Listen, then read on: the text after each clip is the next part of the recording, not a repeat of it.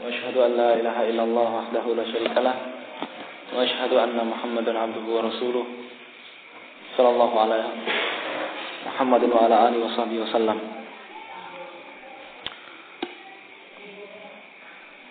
يا أيها الذين آمنوا اتقوا الله حق تقاته ولا تموتن إلا وأنتم مسلمون. يا أيها الناس اتقوا ربكم الذي خلقكم من نفس واحدة وخلق منها زوجها وبث منهما رجالا كثيرا ونساء واتقوا الله الذي تساءلون به والأرحام إن الله كان عليكم رقيبا. يا أيها الذين آمنوا اتقوا الله وقولوا قولا سديدا يغفر لكم أعمالكم ويغفر لكم ذنوبكم ومن يطع الله ورسوله فقد فاز فوزا عظيما. أما بعد فإن أصدق الحديث كتاب الله وخير الهدي هدي محمد صلى الله عليه وسلم وشر الأمور محدثاتها فإن كل محدثة بدعة وكل بدعة ضلالة وكل ضلالة في النار.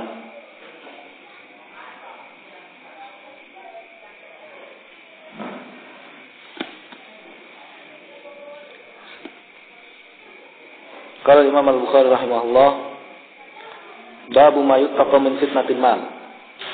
Wa qaulillahi ta'ala innama amwalukum wa auladukum fitnah.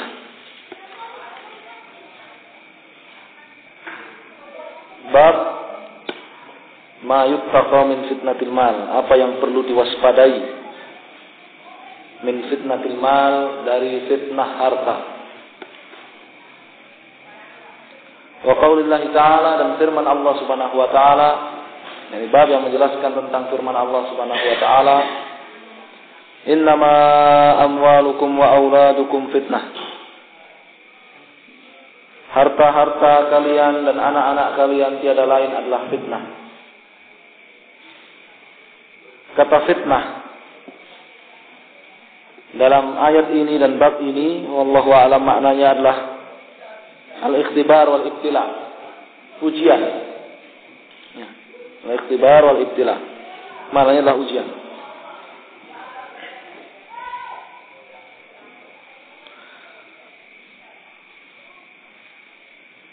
Fitnah harta,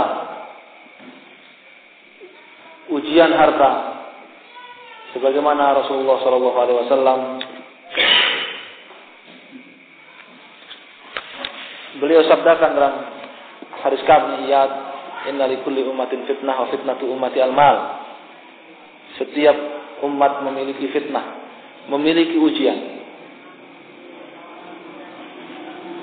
memiliki bala yang berat. Wa fitnatu ummati al-mal, dan ujian bagi umatku adalah harta.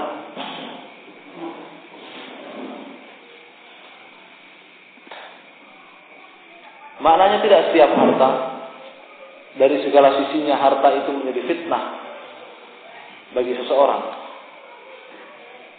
menjadi bala bagi seseorang. Akan tetapi hanya pada beberapa kondisi tertentu. Oleh karenanya Imam Al-Bukhari beliau memberikan bab ma yuttaqa min fitnatil mal, apa yang perlu diwaspadai dari fitnah harta. Kapan harta itu menjadi fitnah?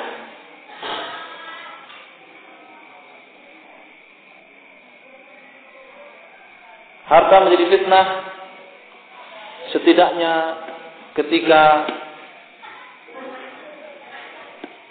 menjadi 3 sebab. Sebab yang pertama, ketika harta itu menyibukkan pemiliknya dari mengingat Allah Subhanahu wa taala, dari menunaikan kewajiban-kewajibannya, ibadah kepada Allah Subhanahu wa taala, zikir kepada Allah Subhanahu wa taala. Ya ayyuhalladzina amanu la tulhikum amwalukum wa la auladukum an dzikrillah wa dzalika faulaika humul khasirun.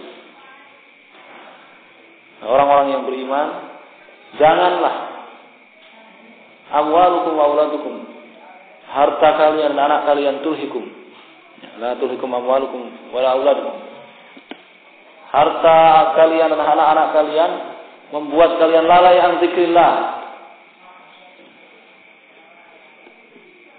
Zikirlah kau yakun bermakna Al-Quran, buat kalian lalai dari Al-Quran. Yakun bermakna zikir, buat kalian lalai dari zikir.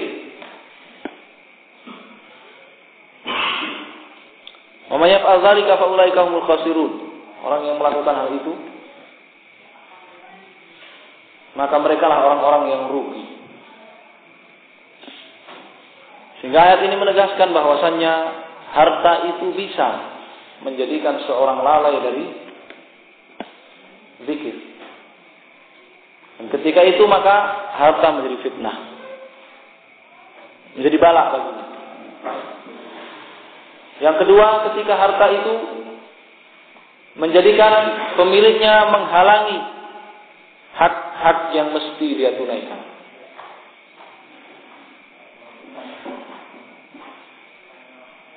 Allah sebutkan dalam Al-Quran, "Walladzina yaknizuna adh-dhahaba wal fiddata wa la yunfikuna fi sabilillah, fabashshirhum bi'adzabin alim." Orang-orang yang menimbun emas dan perak, wa la yunfikuna fi sabilillah, dan tidak mengeluarkan zakatnya. Hukumnya umum. Meskipun yang disebut emas dan perak hukumnya umum.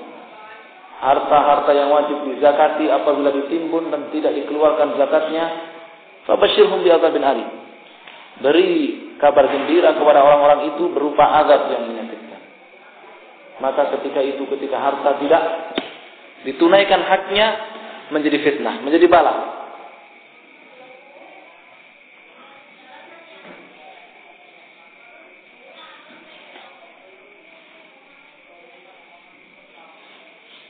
Setidaknya Allah Subhanahu wa taala mendatangkan beberapa contoh dalam Al-Qur'an tentang orang-orang yang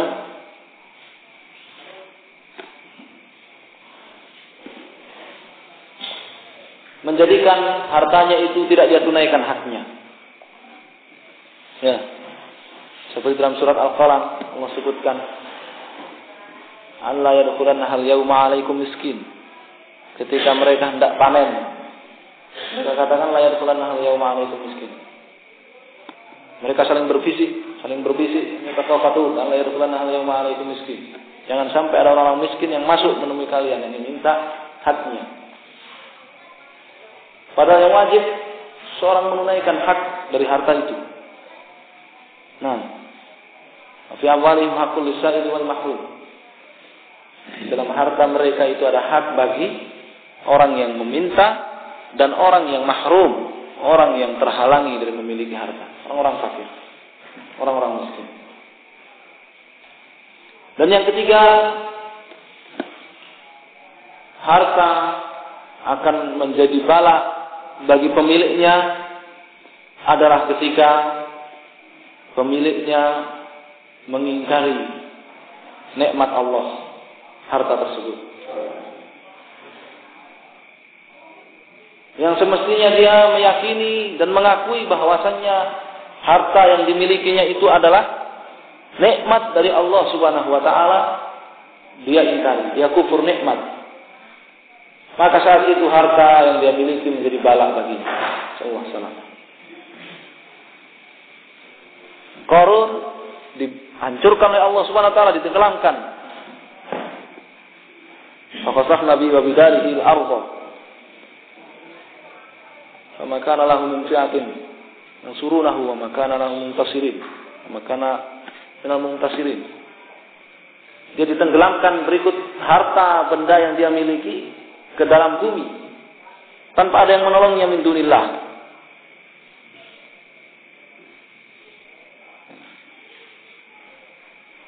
Karena dia berkatakan apa?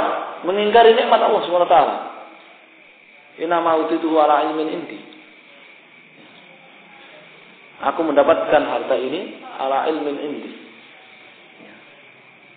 Ada yang menafsirkan bahwasannya karena kemampuan Qarun bisa mendapatkan harta itu. Dia mengingkari bahwa harta itu nikmat dari Allah Subhanahu wa taala. Atau dia berbuat kurang ajar. Yang menyatakan bahwa Allah sudah tahu kalau Qarun itu berhak mendapatkan harta itu. Ya.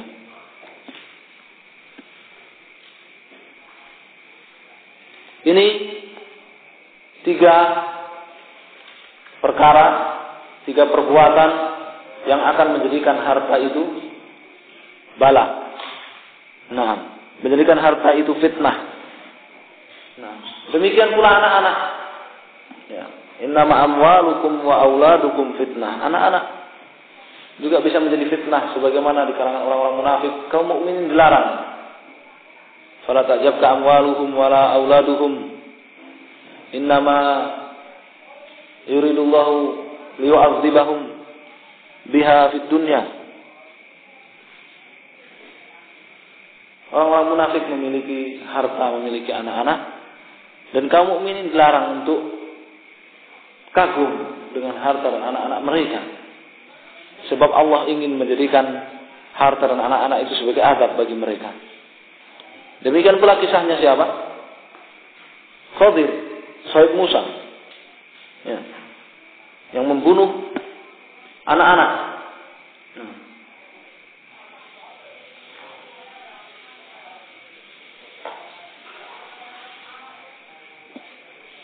Wa amal gulamu fakana abawahu mu'minaini fakhashina ayyurhiqahuma.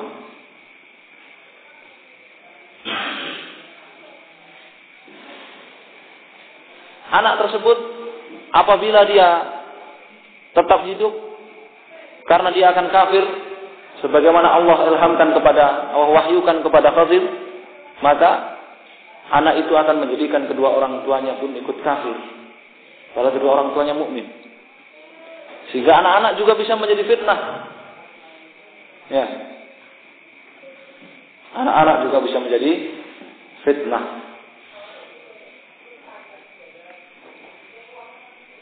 Sehingga ada hal-hal yang perlu diwaspadai dari fitnah. Naam, harta dan fitnah anak-anak.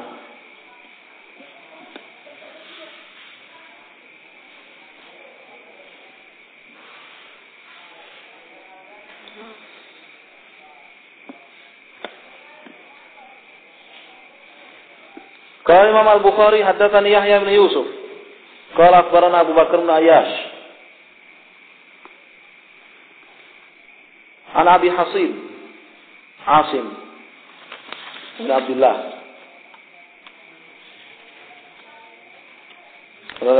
Utsman bin Asim. An Abi Hasin Utsman bin Asim, an Abi Saleh Samman.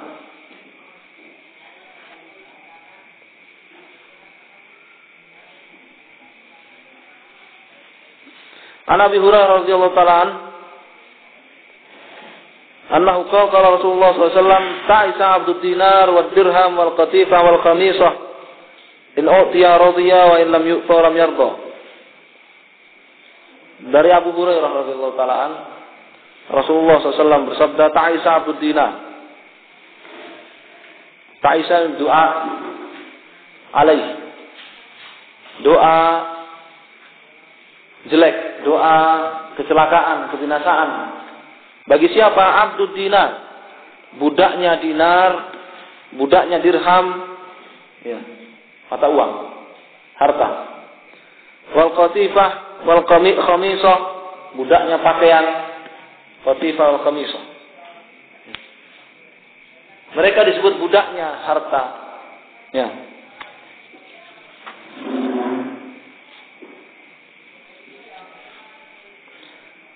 Karena kata Hafidz, abdud dinar ay talibuhu al-harisu ala jam'ihi al-qa'im ala hifdhihi. Fakanahu lidzalika khadamahu wa 'abidahu. Abdud dinar itu adalah orang yang mencari, mengejar harta al-harisu ala jam'ihi dengan ambisi untuk menumpuk-numpuknya al-qa'im ala hifdhihi, yang senantiasa dia menjaga harta-hartanya tersebut. Dari mulai dia mencari, kemudian berambisi untuk mengumpulkan yang banyak, setelah itu dia berusaha untuk selalu menjaganya. Tidak pernah terlepas, tidak pernah terpisah dari harta. Fakana lidzalika khadamahu wa 'abidahu. Ya, seolah-olah dia menjadi pelayan dan budaknya harta. Qalat Tibi, qila khussal 'abdu bidzikri liyu'dhina bin ghimasi fi mahabbati dunya wa syahawatiha kal asira la yajidu khalasan wa lam yakul malikud dinar wa la jami'ud dinar li anna al-madmum min al-milki wal jam'i azyada ala qadri al-hajah. Disebut budaknya harta Liyudhina untuk mengisyaratkan bin ghimasi fi mahabbati dunya, tenggelamnya orang tersebut dalam cintanya terhadap harta. Wa syahawatiha, dan syahwat-syahwat duniawi. Kal asir, bagaikan seorang tawanan perang alladzi la yajidu khalasan, yang tidak memiliki jalan keluar untuk bebas darinya. Rasulullah SAW tidak mengatakan malikud dinar, pemilik harta, wala jami'ud dinar, pengumpul harta. Li'anal mazmuma minal milki wal jam'i, sebab memiliki dan mengumpulkan harta yang tercela adalah ketika ziyadah ala qadril hajah, melampaui kadar yang dibutuhkan.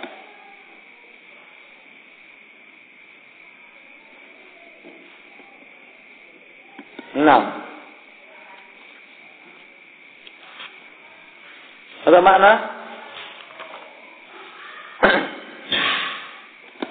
Rasulullah SAW mendoakan kejelekan, mendoakan kebinasaan kepada orang yang menjadi budaknya harta, baik itu mata uang maupun pakaian, emas, perak, pakaian, qatifah, qamisah.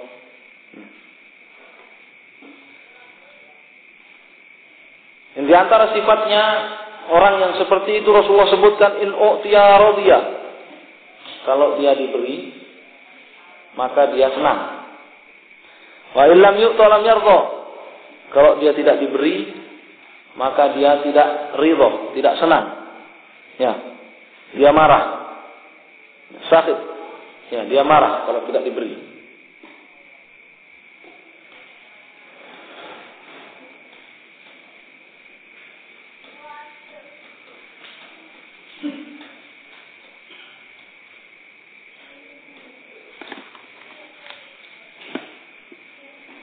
Ini juga hal yang perlu diwaspadai dari fitnah, dari balaknya harta. Ya, seseorang menjadi pelayan dan budaknya harta tersebut.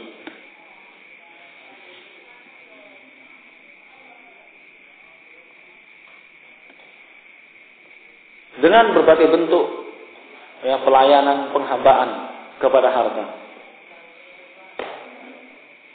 Kemudian Imam Al-Bukhari membawakan hadis, qala hadatsana Abu Asim an Ibnu Jurayj, Abdul Malik bin Abdul Aziz Ibnu Jurayj an Atha ibn Abi Rabah.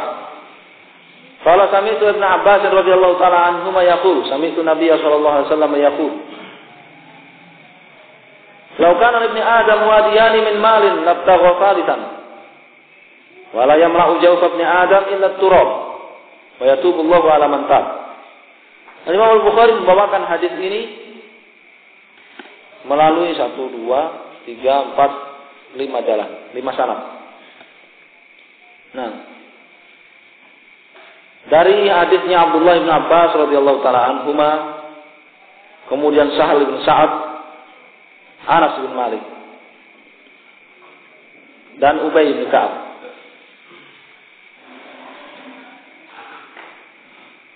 Laukan ibni Adam, Nabi SAW bersabda, andaikan ibnu Adam, yakni manusia, seseorang, andaikan seseorang itu memiliki wadiyani min mal, 2 lembah yang berisikan harta duniawi. Dalam hadisnya Sahal bin Sa'ad, min zahab, ya, berisikan emas, memiliki pertambangan emas 2 lembah.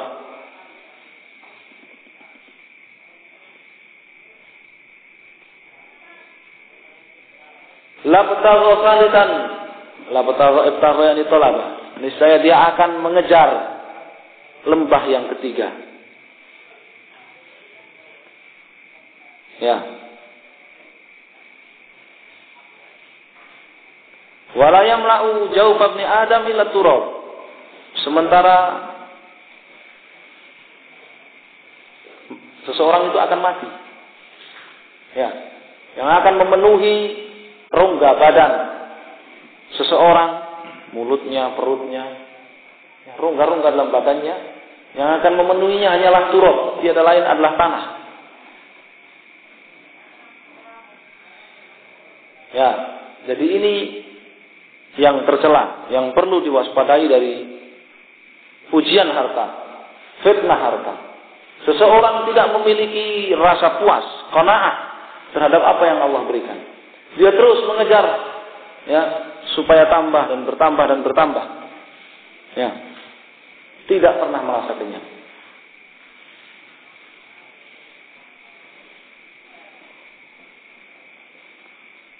Beliau sallallahu alaihi wasallam mengisyaratkan dengan labtagha.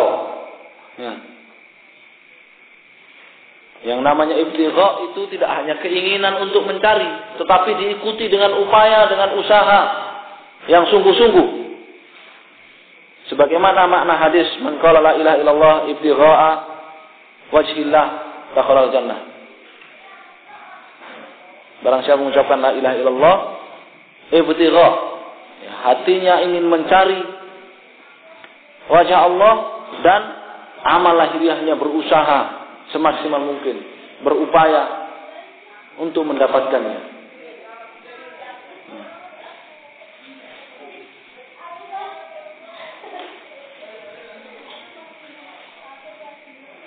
Dan ini adalah satu hal yang fitrah. Seorang manusia memiliki kecenderungan terhadap harta duniawi, itu satu hal yang fitrah.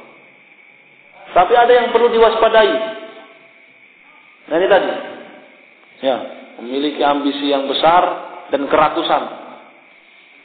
Hati dan perbuatannya dia curahkan, dia konsentrasikan semuanya untuk mengejar harta tambahan yang melebihi dari apa yang dia butuhkan.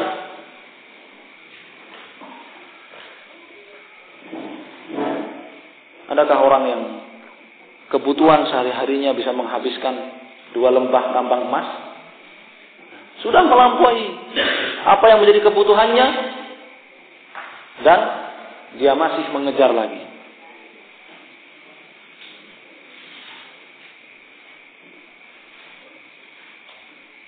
Di sini Rasulullah SAW juga mengingatkan bahwa obat dari semua itu, obat dari kerakusan duniawi itu sama obatnya dengan tulul amal. Yang pernah kita baca, sama obatnya dengan apa? Panjang angan. Yakni apa? Mengingat kematian. La yamla'u jawfa ibni Adam illa turab. Illa turab. Tanah yang akan memenuhi rongga seseorang, yakni kematian.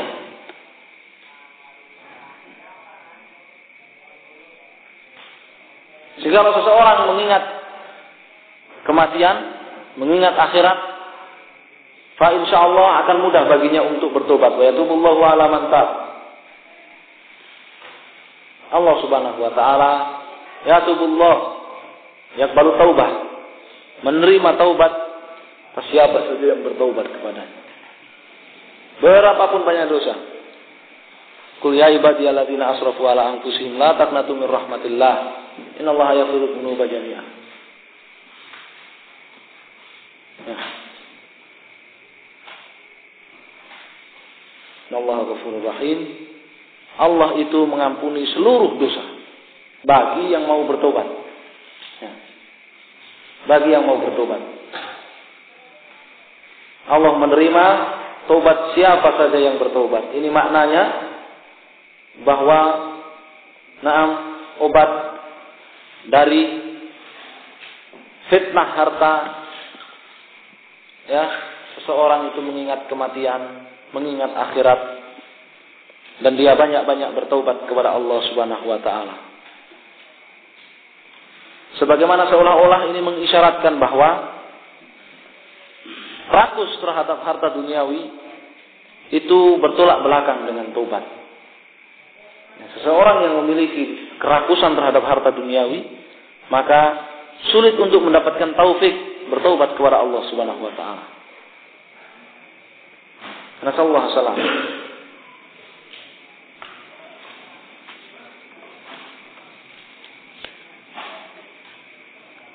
Ini hadis dari Rasulullah sallallahu alaihi wasallam sampai Karena maknanya yang begitu dalam.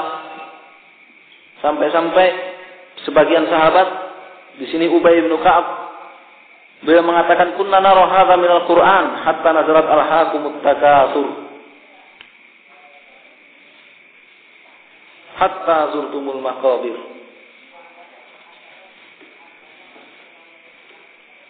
Kami dulu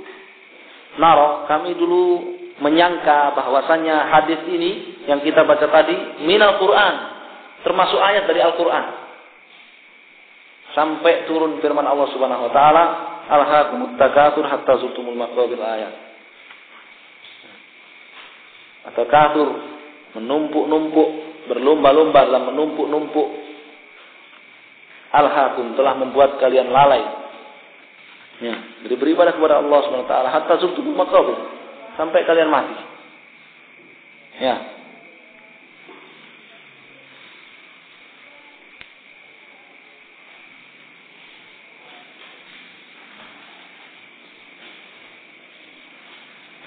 Maka ini adalah peringatan yang sangat indah, ya, dari Al-Imam Al-Bukhari. Beliau membawakan bab ini, ya.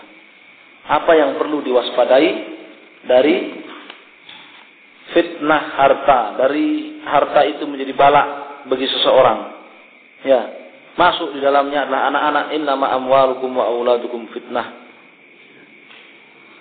Semoga Allah Subhanahu wa taala menjadikan kita golongan hamba-hamba Allah yang diselamatkan dari fitnah. Nah, kita cukupkan sampai di sini insyaallah. Kita lanjutkan pekan yang akan datang. Wallahu a'lam, sallallahu ala Muhammad sallam. Walhamdulillahirabbil alamin. Fadhlu barakallahu fikum.